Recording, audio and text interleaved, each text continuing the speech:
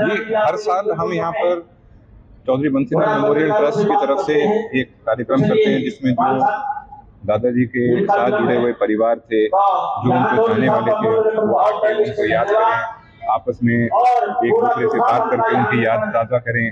जो सबके मन में उनके जो किस्से हैं, जो उनकी यादें हैं, वो एक दूसरे से यहाँ पर शेयर करते हैं, जिससे किस तरह से एक माहौल बना रहता है।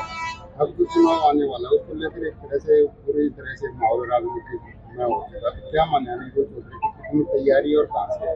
मैंने तो अप्लाई ही सिर्फ तोशाम से किया है, तो मैं तोशाम से ही चुनाव लड़ने का इच्छुक हूँ। और मैं मेरे ख्याल से काफी पहले से मैंने ये बात क्लियर कर दी थी कि मैं तोशाम से ही चुनाव लड़ूंगा। तैयारी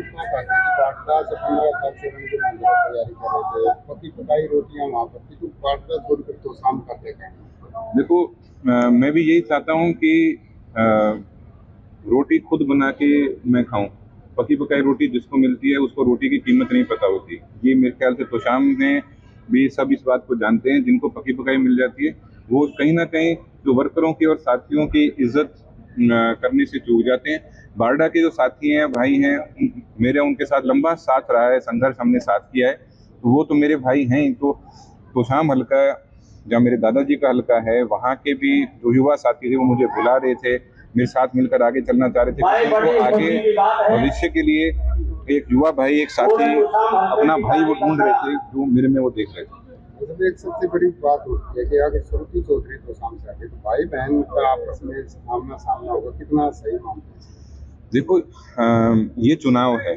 चुनाव में कांग्रेस पार्टी और भारतीय जनता पार्टी अपना अपना उम्मीदवार घोषित करेंगे। जो उनको लगेगा सबसे अच्छा जिताऊ उम्मीदवार उसको घोषित करेंगे।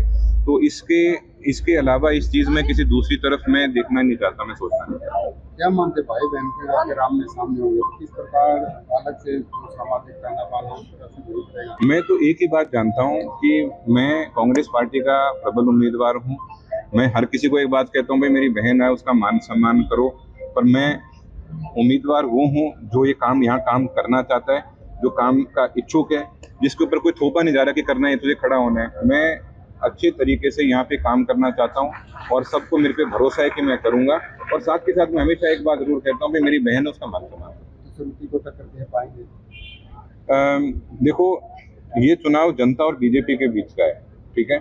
और बल्कि मैं आपका जवाब जो सही मैं अगर देना चाहूँ तो उसमें शायद घमंड चल के, इसलिए मैं सही तरीके से जवाब दे नहीं सकता। कई बार ऐसा होता है परिवार के जो लोग लड़ते हैं उनकी तीसरा फायदा उठा जाता है, तो कहीं ना कहीं जरूर कई जगह ऐसा होता है, पर तोशाम हल्का है, यहाँ ऐसा नहीं होगा।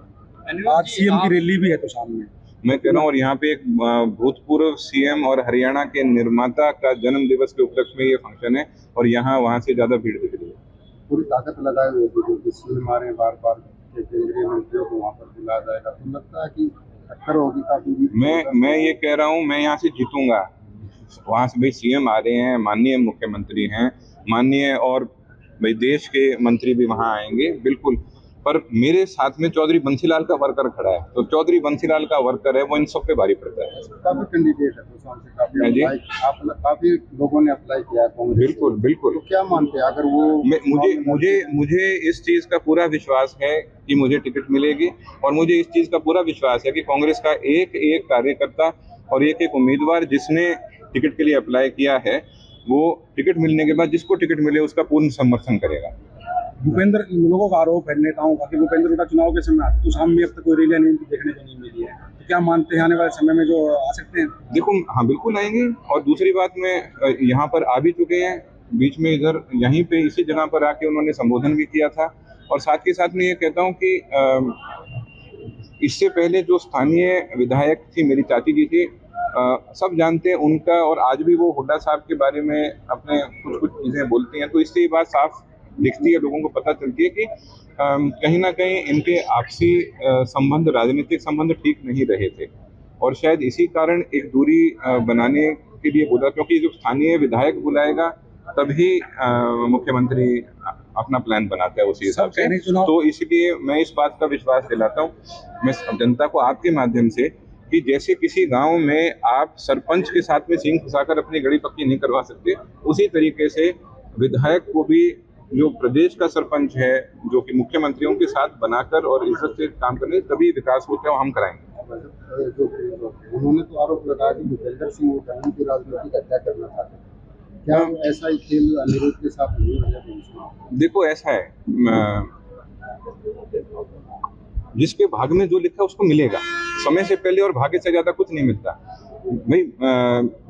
मैं कहता हूँ मेरी चाची जी तो नहीं चाहती कि मैं यहाँ से चुनाव लड़ूं। मेरी चाची जी ये जग जाहिर बात है, मेरे बारे में कोई जिक्र करता है तो चाची जी कहते हैं उसका जिक्र छोड़ो, क्या है 100 परिंदे, इस तरह की कई बातें बोलती हैं।